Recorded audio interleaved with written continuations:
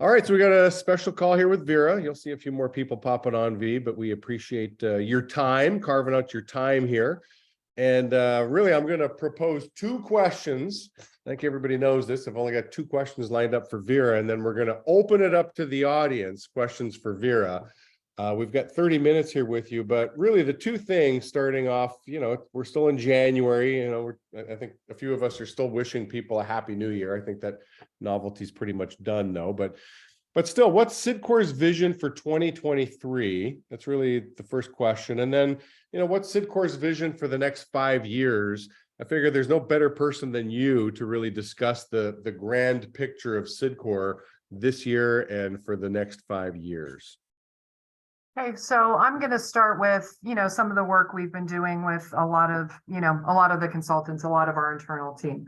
We are the opportunity company. That's what we are. We are the opportunity company, and we give individuals opportunity, we give entrepreneurs opportunity, we give brands opportunity, and we give customers opportunity. That is what we do. One piece of what we've been doing is outsource sales. I would say we're probably A+++ on outsource sales, but that isn't our company. If we think we're the opportunity company, then what we're going to focus on the next 5 years is how do I give a better opportunity to an individual? Right now I have one shoot only. Is that smart? Absolutely not. What are the other ways to give the individuals in our business an opportunity? And we talked some of this a little bit when we were together at Savs's Top Gun. We got a brand ambassador model we're chasing after. We got a mid-market play we're chasing after. So that's an offshoot of the opportunity for individuals. Opportunity for entrepreneurs, or what I call the core model. Okay, what are we chasing after? We're at an $800 rep pay average from day 1 to year 3, however long somebody's been in the field. Think about that. Day 1, you work in the business, to however long we have our most tenured people, it's $800 average rep pay. Okay, so big goal. We're getting it to 1,000. $1,000 on average, core business, really strong. Hey, as an owner, you can change your financial life if you'd like to. And you could do it 2 ways. You can run a killer office. You're going to make really great money. I think we've proved that this year. You can promote deals. You're going to make killer money. But you can take your entrepreneurial experience any way you want to. Our third big path is brands. I don't know if you all know this. We actually create net new customers for the brands that we work with. These are customers that can't be reached in any other way. If they could be reached in other ways, guess what? We would have reached them, or the brand would have reached them. So the way I look at this, Jamie, is we got our Fortune 100, 500s. We're really good there. And we're going to spend the next 3 to 5 years thinking through what are the startup companies? What's not the #1 brand in a certain category? How do we leverage what we do in front of a customer, talk to them about a product or service, then acquire the customer? And how do you leverage that for equity? How are we the gasoline to grow their business? And as we create different multiples for their business, we get equity for that. Okay, so that's one way from a brand perspective. We're going to create our own brand. Actually, we've created it. It's called Connect Me Better. And what we're going to do is we're going to leverage this incredible customer relationship that all of our people build, this relationship, this trust that we've built, the explanation of a complex product or service. And I'm going to continue to leverage that. We're doing it with 8 ICLs on AT&T Res. Customer opts in. We sell them a certain product at the door.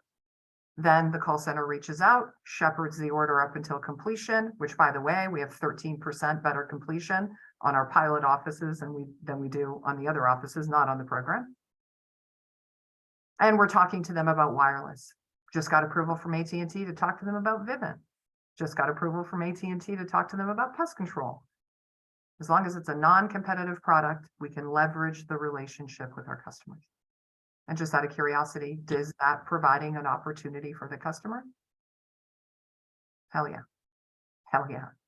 So now I'm your trusted advisor, both from a consumer perspective and a B2B perspective.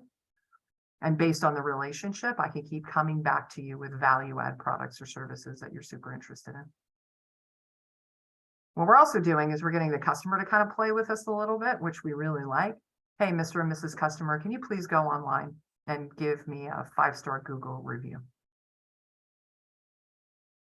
Customers are doing that. I'm sure you all know from a SEO perspective, that's changing the trajectory for some of our ICLs, what's happening with their SEO.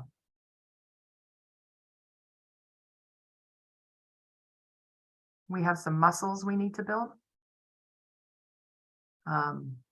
Our call center muscle we need to build, our texting capability muscle we need to build, keeping a brand front of mind for a customer we need to build. So the next 3 to 5 years, you're going to see us building that muscle and investing in that kind of infrastructure. And then last but not least, the fourth pillar of our strategy is some of us have been in the business for a long time. We're not in the business for a long time because we don't believe in what we do. We do believe in what we do. I love this business. I love the people in the business. I love what I've learned. I love my continued growth and development. I love the fact that there's no cap. I love the fact that you can dream as big or as little as you want. I don't give a shit. I just need everybody here to make money and all your people to make money. But I don't take this opportunity and make what you want out of it. I love that part of our business. And we have been silent for 27 years. Very silent about how we change people's lives, how we create skills. Sabs, by the way, stole something from you, so I'm just going to give you some credit now. I will never give you credit again. Skills, mentality, character. We are creating different human beings. And that is a story that should be told. That is a story that we should celebrate. And by the way, if we are the opportunity company, that is an opportunity that we are going to exploit. We are going to use, we're going to lean into that. So Jamie, I hope I answered your question. What's happening in the next, our strategy? We got 4 pillars: long-term value, O&O, multiple paths for our people, build the muscle to have a brand, build the muscle to have a customer, build, like we need some capabilities that we don't have today. So continue to build those muscles. And then we are going hard in the brand. So that's where we're going. Well, that's great. Woo! Gets me all kinds of juiced up. Me too. So I'll be the first question, then I'll pass the baton. But the first obvious question, right? So I'm an owner. I like what I'm hearing. You know, I want to be the person that's at the front line, so to speak. Like I want to partner with Sidcor. What do I have to do to be somebody that Sidcor is reaching out to say, hey, Jamie, we want to partner with you. You've got the right stuff. You're the right owner. So we want you to pilot something, or we want you to be a part of something. You know, what are you looking for from owners to really partner with some of these new initiatives? Yeah, I'm going to do this the other way, right? I'm just going to throw this question back to all of you. Okay. So you have leaders in your offices. They are killer people. They are freaking amazing. They're hardcore, and you have something in your business that needs to get done. How do you pick who gets it done? How do you pick? This would be where you'd maybe come off mute, we'd interact. The results. Okay, 1, results. Great. Okay, what else would you look for? How often they show up? Say that again, Dom. How often they show up? Yeah, hey, listen, everybody gets excited when there's a new thing in your office, right? Woo! And then the second day it's like, Do they have the skills, mentality, and character to execute? do they have the skills, mentality, and character to execute? And I would say one other thing. If we're all going to do something new, right? Or if you're doing something new in your office, what do you look for? Let's say now you have 5 leaders, they have the skills, then student mentality, I'm going to go a little deeper there because that's right, student mentality and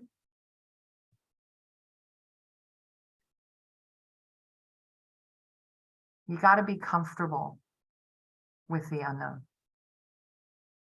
And so if you are, or if I am somebody who's like, it needs to be this way all the time, right? It has to work perfectly all the time because the old business worked perfectly all the time. Well, you know, there's this friction in the system and we can't, and you know, if you're uncomfortable with that, it's going to be really difficult to partner on new things. So Jamie, I think I was going to say I answered your question. I don't think I did. I think they answered your question. Yeah. Yeah, good. It's clear. All right, guys, we have around 15 minutes of Q&A with Vera. Fire away.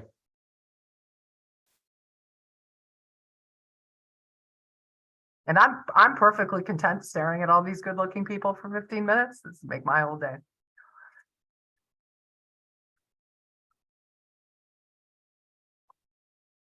I got a question, Vera.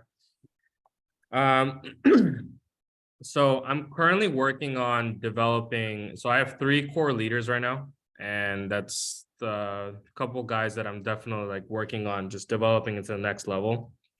One thing I've been pushing a lot is reading, and it's I could tell why. It's always a difficult subject in general. So I run my leaders meetings based on books. So I'll always bring out the book that we're talking about and we're basing it on, just to kind of maybe condition that behavior a little bit more. What's a good way to kind of condition reading and just education, like the drive to learn a lot more with your people in a cultural aspect? Yeah, I'm not sure about the reading piece. I find mostly, you know, with my entry-level people here at Sidcor and then with my son and his friends, they consume information a little bit different than I love reading books. I like hard books. I like to highlight and make my notes. I find that, you know, there's a particular group of people that, hey, I'd much rather listen, make my own notes. I consume information in bite-sized pieces. So the podcast or the summary is much better for me. What I try and push is curiosity. Curiosity, and then enable people, or not even enable them, find ways to make them get the information. Can you elaborate on that? Yeah, like, listen, we have a telling business. In my opinion, we tell people what to do a lot, and we tell them the answers. We tell. When you create a culture of curiosity and the person has to come back to you, then they have to be resourceful enough to go at least bring you 4 ideas on this thing. Right? So what I try and do, especially here, right, is I don't want to tell you the answer. You're actually required to come up with 3 solutions, and then we can talk through them. But you have to, right? I say this to people sometimes. If I got to do your job, I should get paid for your job. You're getting paid for your job. Right? So go give me 3 recommendations, or give me 3 hypotheses, or give me 3 theories. And then what happens is people get curious and they'll go and they'll do their research, however they do it, through the book, through the summary, through the podcast, through the, you know, through the whatever, and they'll come back to you. What are you teaching them?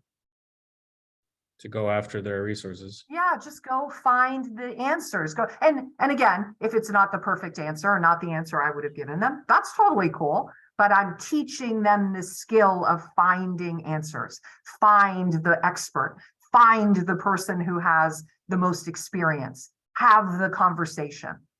And there's a lot of things that go on there. Then my curiosity brain, it's like, oh, I wonder who I can talk to. That's then my first question, right? Then, oh, who are the best people to talk to? That evolves into finding your best resources. So for me, that's how I do it. My son will ask me, can't you just tell me? No, just go give me 3 options and we can talk about them.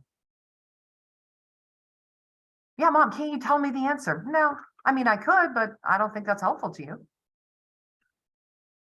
So I'm not sure, Dom, that would be my strategy.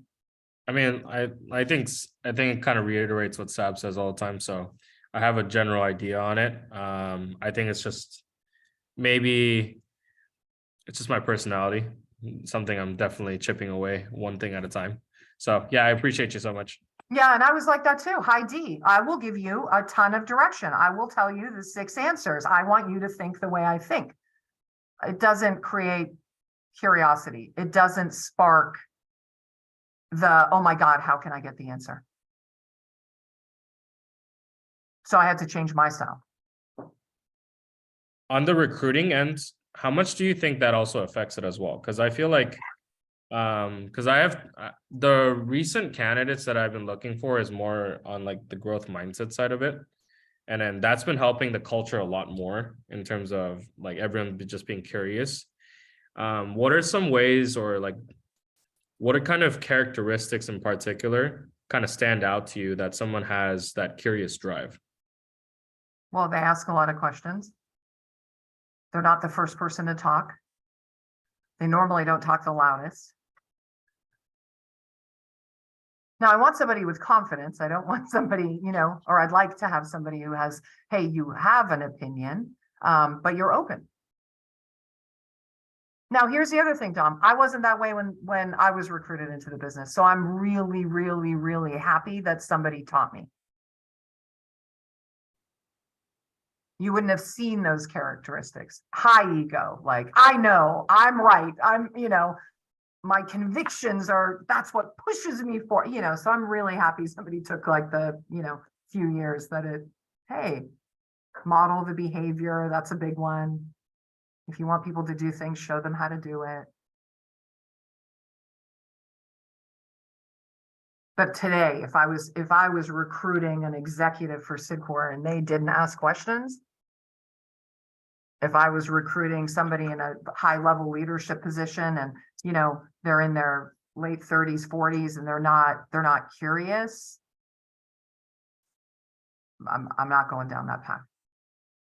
And mostly because I've been down that path and it doesn't work well. Thank you so much.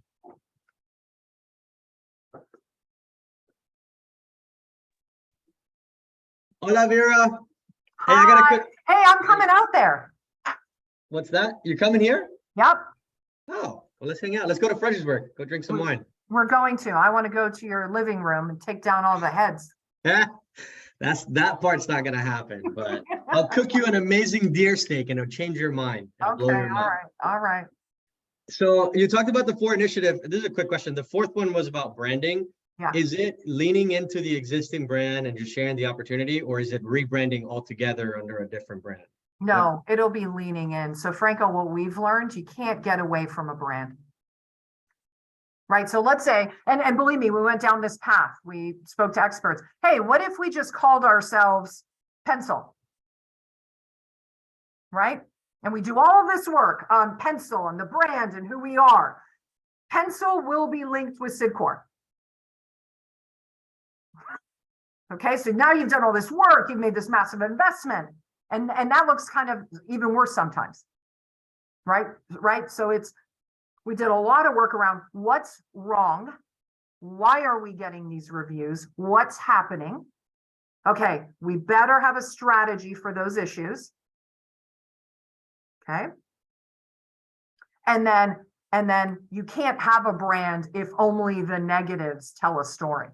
And one of the other things I really loved about the people we're working with, you don't want to be a vanilla brand.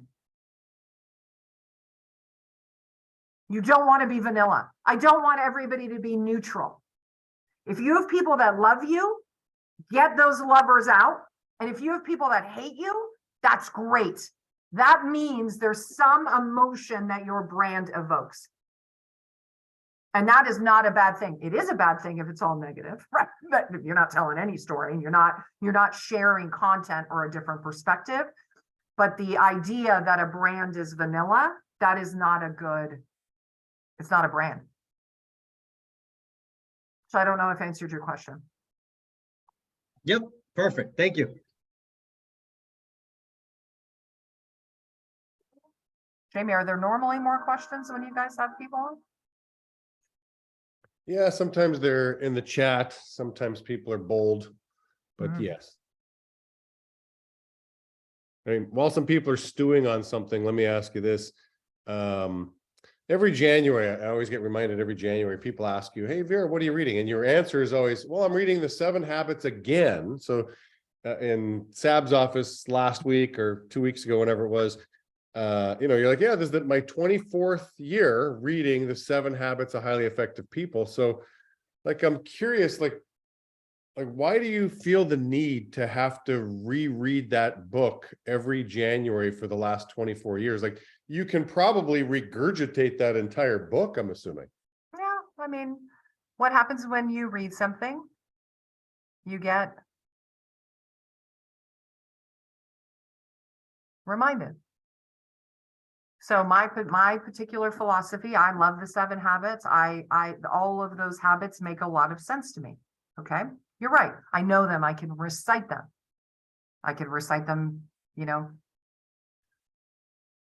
But sometimes reading them and the nuances based on where I am in my life and in my role and what's going on in me, I'm like, oh, be proactive. That's really interesting. I'm not being proactive here. Oh, and that story. Okay, yeah. Begin with the end in mind. I haven't done values work for a little while. Maybe I should sit down and I should really think, hey, I did values work 5-6 years ago.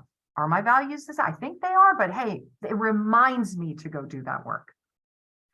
Now, a lot of business books, at least from my perspective, it says the same thing differently, right? You can find 152 time management books. I really like the way he explains it. Put first things first. So I'm like, oh, okay, yeah. I kind of strayed away from that little system. I really like this piece of the system. This is how I'm going to, tinker and make it better. So for me, there are certain books that just remind me, this is how I want to live. These are the habits I want to create. And yes, sometimes a habit just gets created for sure, and you keep it. And there's certain chapters I'm like, done. I got this. Oh yeah, I remember. I got it. And then there are certain things that just hit. I'm like, I am not living in my circle of influence. I'm living in my circle of concern. Good reminder. And so that's why I do it. And again, I think everybody's got their favorite books. That just happens to be one of mine. Do you do that with any other book or just the 7 Habits? The 4 Agreements. Sure. I have trouble with the don't take things personally agreement. So I like to read that. And then I really, really like How to Win Friends and Influence People. I haven't been reading those other 2 books for as long. 7 Habits is probably my cornerstone. I would add Awareness and Letting Go, but that's my philosophy as well. Anthony DeMello's Awareness and then Letting Go by Dr. David Hawkins. But really good books. I would rather really read a really good book 100 times than to read okay books, 100 okay books. But it's better to read really great content over and over and over again, because we don't absorb all of it. We absorb a fraction of it. And then as a pro tip, I use different colored highlighters every time. So when I highlight stuff, then I go back and I'm like, wow, how did I miss this last time? How did I not highlight this? Well, your level of consciousness or what your need of information is changes as you grow. So you'll pick up and see different things, which is also quite useful because you're able to see your own growth and development in that. Yeah, and Sabs, you know what I do, which is really interesting, not forever, didn't do this for 20, but the last 5 years. So I have my 7 Habits book that I read and it's highlighted, and then I buy a new book. Ooh. And to your point, I'm like, oh, what did I highlight last time? Oh, I didn't pick this up last time. That's interesting. Okay, why does it hit for you this time? Oh, Yeah. This is kind of where I'm living. Yeah, the 4 Agreements is a classic at that. Like usually when you first start reading, it's be impeccable with your word for most people, right? That's the first thing that hits. And then suddenly as you grow, it's like different agreements are hitting way harder than others. You're like, wow, that really means something different to me now. So I love it. Love it.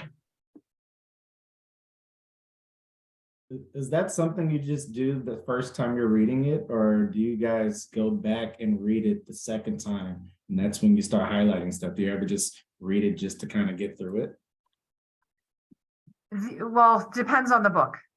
Okay, Ricky, so it depends on the book. I used to be the kind of person, if I started a book, I had to finish the book. I am not that person anymore. I start something, I'm like, what is this?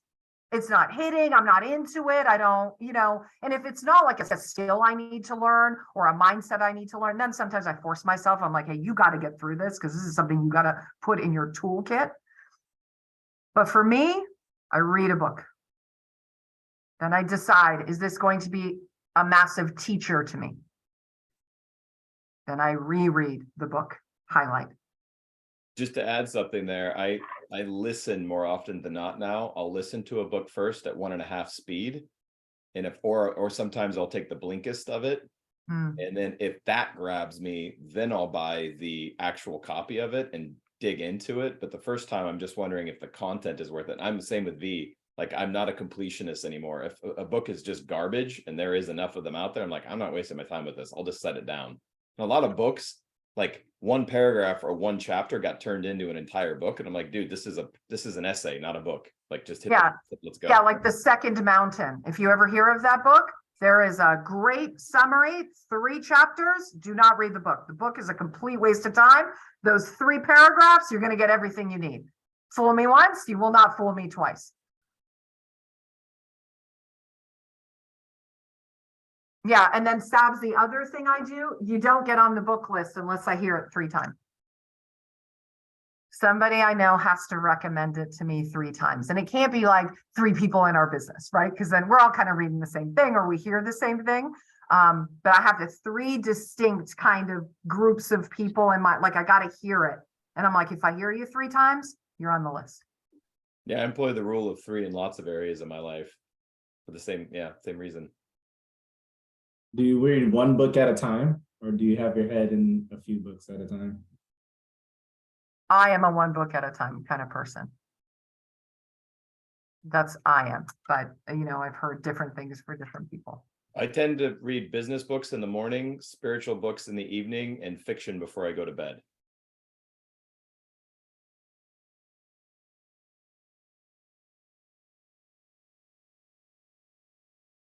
Good question. Raise we Your got Game is really great, by the way. Huh? Raise Your Game is really great, by the way. Yeah. Good book. Oh, just so you guys know, the gentleman that wrote it, Alan Stein Jr., will be at Promoting Owners. For the Promoting Owner, we're doing it before R&R. So he is going to come and teach us based on that book. So if you're a promoting owner, then you will come, you know, a day early. It's going to be super cool. I'm with you, Rick. I really like the book too. I got a lot out of it. So he'll be in Dominican? Yeah. Oh, I'm sure you have to twist his arm. Yeah. No, we were hoping to get him for Keys. And we were going to do maybe a day early or a day later, but he had some other engagement. And then he couldn't do the conference. So we're like, okay, what's the next? Oh, we'll do it for the promoting owners. It'll be a great development opportunity. That's awesome. Yeah. Well, Jamie, Vera. I think we're at time. I appreciate everybody's, you know, attention. And I hope you got what you wanted, Jamie, from this. And if anybody does have questions, like follow up, like, hey, what did you mean when you said this? You guys know where I am. Just reach out. Awesome. Thanks, Vera. Thanks, everybody. Thank you.